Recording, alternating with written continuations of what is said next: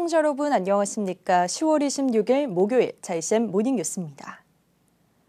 경영난으로 기업 회생 절차를 밟고 있는 울산 기반의 소형 항공사 하이에어가 결국 약속을 지키지 못하게 됐습니다. 이달 말부터는 운항을 재개하겠다고 했지만 경영난을 이기지 못한 채 내년 3월 말까지 휴업하겠다는 휴업 신고서를 부산항공청에 제출했고 수리됐다고 합니다. 그러나 공항 활성화를 위한 다른 사업도 추진되고 있어 비관적이지만은 않다고 합니다. 전우수 기자가 보도합니다. 기업 회생 절차를 밟고 있던 하이에어가 항공 동계 운항 기간인 10월 29일부터 내년 3월 31일까지 휴업을 하겠다며 부산지방항공청에 제출한 휴업 신고서가 결국 수리됐습니다.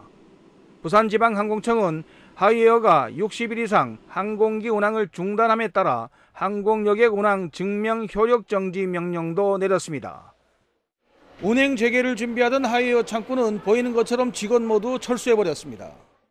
사람들로 북적거리는 다른 항공사 창구와는 달리 2개월 이상 운항이 중단된 하이에어 발권 창구는 뽀얗게 먼지가 앉았습니다.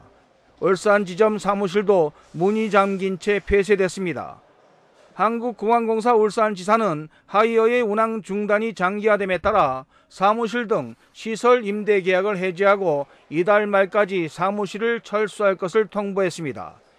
하이에어가 정상화돼 다시 운항을 재개하려면 항공여객 운항 증명서를 다시 받아야 하는 등 최소한 6개월 이상의 시간이 요구됩니다.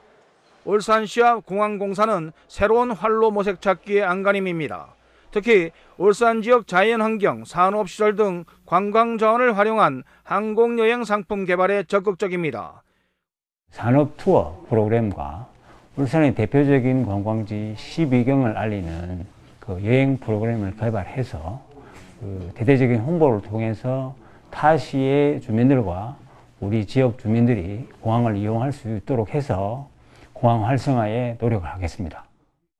우선 지난 17일과 오는 31일 항공산업 분야에 대한 관심자를 대상으로 항공진로체험 상품을 출시해 시행에 들어갔습니다. 오는 11월 3일에는 울산과 경주 관광지를 연계한 항공여객 상품 모객 프로그램도 진행 예정입니다. 항공여행 상품 개발 외에도 소형 항공사 유치 계획도 추진 중입니다. 현재 50석으로 제한된 소형 항공 운항의 기준을 80석으로 늘리는 항공사업법 개정이 추진 중에 있어 고무적입니다. 울산시는 법 개정이 이루어지는 시기를 맞춰 울산을 기반으로 하는 또 다른 소형 항공사를 내년 11월 취항 목표로 준비에 들어갔습니다. 울산공항의 위기가 울산공항 활성화에 새로운 기회가 될 수 있을지 주목됩니다. JCN 뉴스 전우수입니다. 울산시가 친기업 도시 조성을 위한 지원 조직을 확대하기 위해 조직 개편을 단행합니다. 이에 따라 울산시는 오늘자로 행정기구와 공무원 정원 조례 개정안에 대한 입법 예고 절차에 들어갑니다. 울산시는 이번 조직 개편에서 투자 사업의 인허가와 애로사항 해결을 전담하는 기업 현장 지원팀을 과 단위의 기업 현장 지원단으로 확대 개편합니다. 또 국가첨단전략산업 2차 전지 특화단지 지정에 따라 신산업 추진단 내에 2차 전지 전담팀을 신설합니다. 조직 개편은 내년 1월 1일자로 시행됩니다. 울산 지역 국회의원들이 국정감사장에서 현안 문제에 대한 활발한 의정활동을 펼치고 있습니다. 국민의힘 서범수 의원은 인천국제공항 국정감사에서 공항 비상임이사가 국민열세로 4,400만 원의 급여와는 별도로 4천여만 원의 회의수당과 출장비를 받으면서 대정부 투쟁과 선거운동을 하고 있다고 지적했습니다. 또 국민의힘 권명호 의원은 한국석유공사에 대한 국정감사에서 한국가스공사의 설계 하자로 조선사와 해운사가 막대한 피해를 입고 있다며 대책 마련을 촉구했습니다. 울산대학교가 교육부의 글로컬 대학 30 최종 선정을 앞두고 대면 평가에 들어갔습니다. 평가는 울산대학교가 제출한 혁신기획서와 실행계획서를 기반으로 한 발표와 질의응답, 교원과 학생을 대상으로 한 심층 인터뷰 등으로 진행되며 최종 선정 결과는 다음 달 발표될 예정입니다. 글로컬 대학 30은 교육부가 대학 혁신과 지역 성장을 위해 지방대학 30곳에 5년간 1,000억 원을 지원하는 사업으로 울산대학교는 지난 6월 예비지정대학 15곳 중 한 곳으로 선정됐습니다. 울산 지역 개업이들의 연평균 소득이 전국 17개 시도 가운데 가장 높은 것으로 나타났습니다. 국세청이 더불어민주당 한병도 의원실에 제출한 자료에 따르면 치과와 한의원을 제외한 2021년 의료업 평균 소득 신고액은 3억 4,200만 원이었습니다.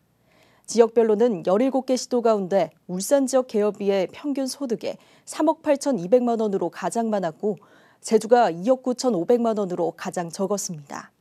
특히 서울과 인천, 경기 등 수도권은 비수도권 평균보다 2천만 원이 적은 것으로 나타나 경제적인 보상만으로 지방의료 문제를 해결하기는 어려운 것으로 지적됐습니다. 남구도시관리공단이 롯데호텔 울산과 고래문화특구 체류형 관광 활성화를 위한 업무 협약을 체결했습니다. 공단과 호텔은 이번 업무 협약에 따라 남구 지역 관광 상품과 기념품을 공동 개발하고 장생포 고래문화특구 홍보에 함께 협력하게 됩니다.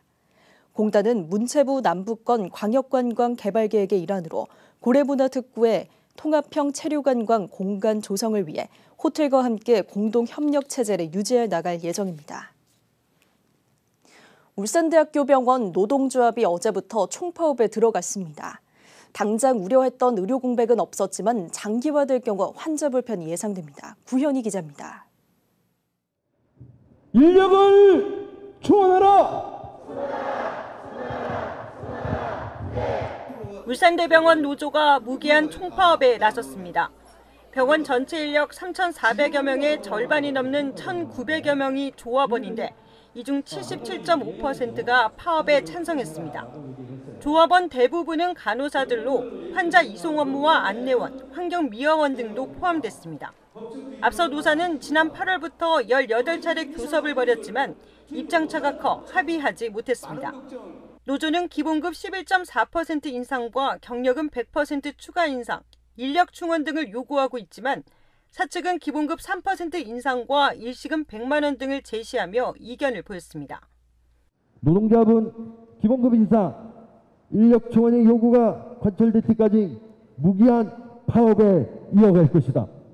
파업에도 응급실과 중환자실, 입원 병동 업무는 정상적으로 운영됩니다.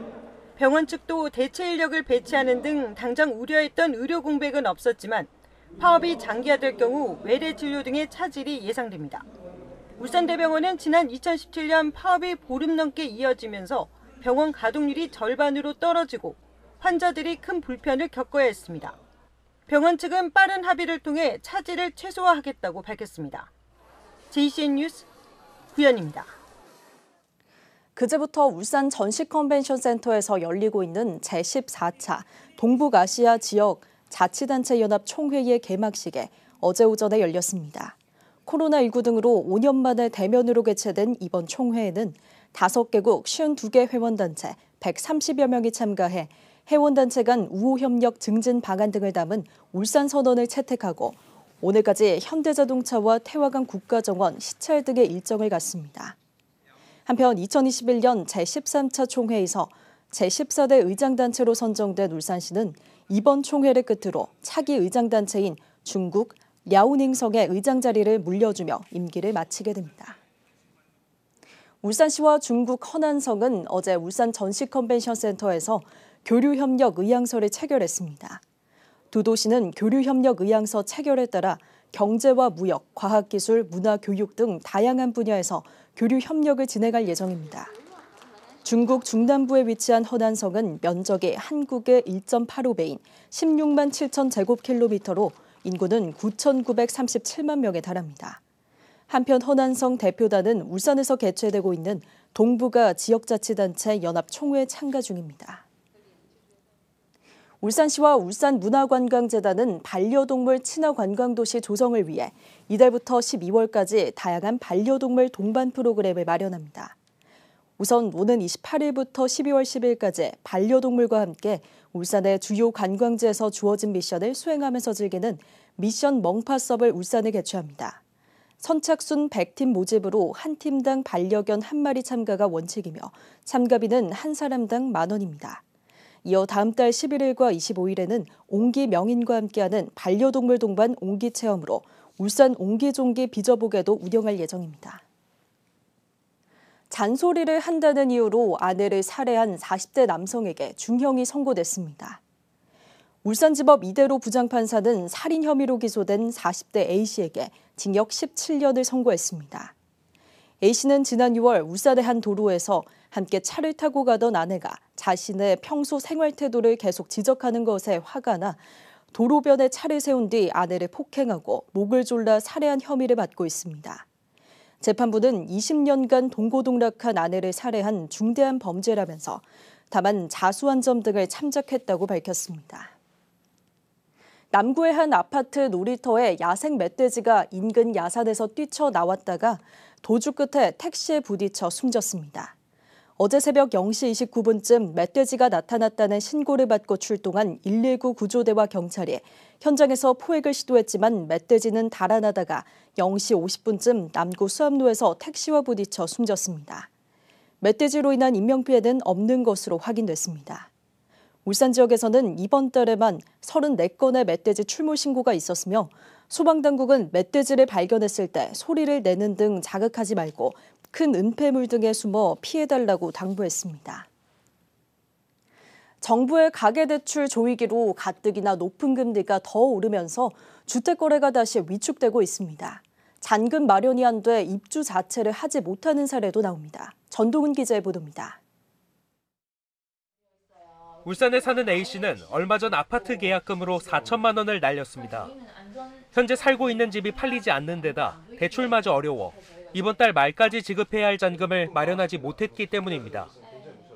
금매로 너무 싸게 나온 거예요. 그래서 계약부터 먼저 했죠. 지금 살고 있는 집도 석 달 안에는 팔리지 않을까 싶어서 계약부터 했는데 사람들이 전혀 집을 보러 안 오는 거예요. 그리고 대출한 것도 생각보다 나오지도 않고. 실제로 A씨와 같이 잔금 대출을 확보하지 못해 입주하지 못한 사례가 증가한 걸로 나타났습니다. 지난달 전국의 아파트 입주율이 전달 대비 6.4%포인트 하락한 가운데 잔금 대출을 받지 못해 입주를 하지 못한다는 응답이 눈에 띄게 늘었습니다. 전문가들은 특례 보금자리론 대상이 축소되는 등 정부의 가계대출 조이기 영향이 큰 걸로 보고 있습니다. 특례 보금자리론 축소 영향이 큰 것 같고 대출금리가 또 올라간다고 하니 시장에 매물은 많이 쌓이고 있거든요. 근데 매수 문의가 또 끊긴 상황이라. 집을 팔려는 사람이 많은지 사려는 사람이 많은지를 측정한 지수인 주택가격심리지수에서도 이 같은 추세가 나타납니다. 매수 우위 지수가 낮아질수록 집을 팔려는 사람이 많은 건데 울산의 매수 우위 지수는 9월 말 이후 급격히 하락하는 추세를 보입니다. 고금리 유지 기조가 이어지면서 울산의 주택거래 시장도 위축세로 돌아서고 있습니다. JCN 뉴스 전동훈입니다. HD현대중공업이 설비 보전 전문 회사인 HD현대중공업 모스와 합병을 추진합니다. HD현대중공업은 어제 이사회를 열고 HD현대중공업 모스와의 합병을 결정했습니다. 이에 따라 HD현대중공업은 주식 양수도 등의 절차를 거쳐 HD현대중공업 모스를 흡수 합병하게 됩니다. 합병기일은 내년 1월 1일입니다. 올해 울산에서 외부 강사나 유튜버 등으로 활동한 겸직교사가 200여 명에 달하는 것으로 나타났습니다. 국회 교육위원회 이태규 의원이 교육부에서 제출받은 자료에 따르면 올해 6월까지 겸직 활동을 한 울산 지역 교원은 전체 교원의 1.7%인 201명인 것으로 나타났습니다. 학교별로는 고등학교 겸직 교원이 77명으로 가장 많았으며 초등학교와 중학교 교원이 각각 53명과 52명으로 뒤를 이었습니다. 울산경찰청은 어제 울산공항에서 한국공항공사와 국정원 등과 대테러 관계기관 합동훈련을 했습니다. 어제 훈련은 8개 기관 200여 명이 참여한 가운데 납치된 항공기가 울산공항에 불시착한 상황을 가정해 테러범 진압과 폭발물 제거, 사상자 구조 훈련 등으로 진행됐습니다. 내경의료재단 울산제일병원은 어제 개원 39주년 기념으로 병원 1층 로비에서 사랑의 바자회를 개최했습니다. 어제 바자회는 김종길 이사장 등 임직원 130여 명에 의류와 도서, 신발, 생활용품, 가전제품 등 300여 접의 물품을 기증해 진행됐습니다. 울산제일병원은 판매 수익금은 요양원 등 지역사회의 어려운 이웃에게 기부할 예정이라고 밝혔습니다.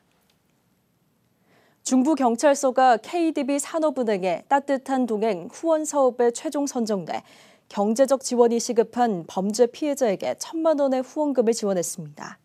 중부서 피해자 전담 경찰관 김민정 경장은 장애인 피해자가 전 남자친구와 지인들로부터 공동상해와 폭행 등으로 심각한 신체적, 심리적 외상을 입고 고액의 치료비까지 부담하고 있다는 이야기를 듣고 후원 사업에 참여했습니다.